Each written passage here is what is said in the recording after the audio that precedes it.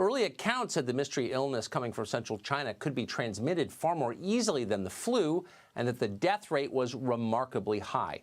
This morning, deaths from coronavirus in the United States have surpassed 160,000. One of those victims, a 7-year-old boy from Georgia, the state's youngest person to die of the virus. Doctors say he had no underlying health condition. Well, in addition to a surge in confirmed cases and deaths, Georgia is also seeing a rise in hospitalizations. The problem's so bad that hospitals are running out of ICU beds. Good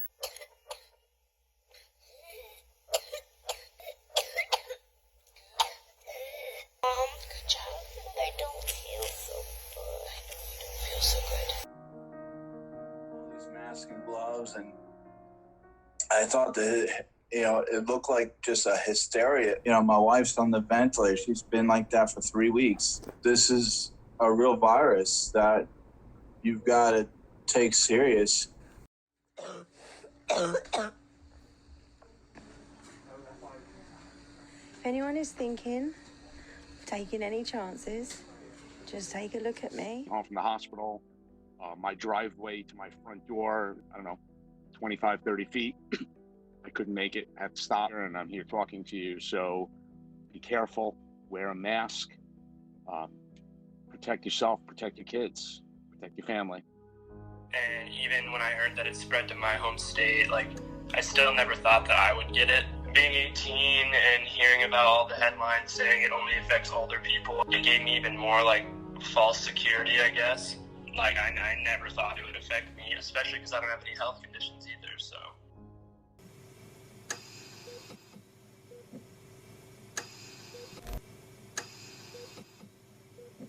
The muted, sort of restful, peaceful look. I thought one of the nurses had taken a circular saw and just buzzed my arm off. I was positive they were trying to kill me. When in fact, their brain is on fire.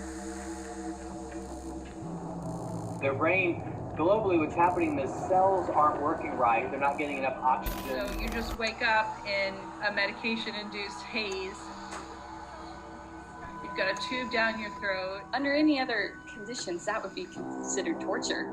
These two women pulled my arms down while they shoved a tube up my nose, and I was flailing. Patients would have these vivid nightmare-like experiences of people torturing them and kidnapping them, blood dripping down the walls. People with animal heads walking around, or children who are floating by with no faces. A young patient, and he thought the nurses were restraining his arms and attaching snakes to his arms, and that was then drawing blood from him. We've had patients who are taken from the unit to get an MRI. They're convinced that they're being moved into an oven. Delirium seems to be one of the biggest risk factors. Half of the folks end up being unemployed if they were working previously, have the inability to run their finances, and that's pretty devastating. The flu has a mortality of 0.1%. Sure. This has a mortality of 10 times that. COVID-19 appears to be much more transmissible than what we see with the flu that we see every year, that we need to take some special precautions to make sure that people don't pass it easily from one person to the next. Both of my parents are in the hospital.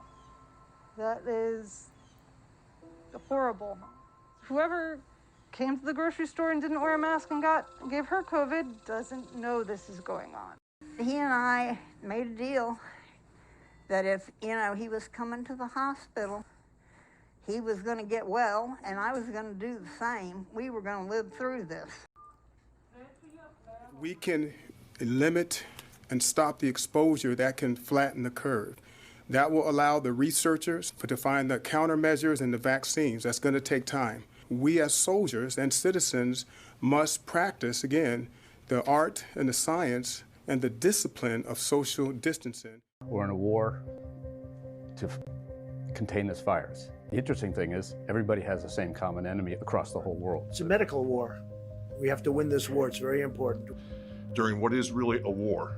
It is a different war than anybody has ever fought before, but it's a war that we're uniquely qualified to help.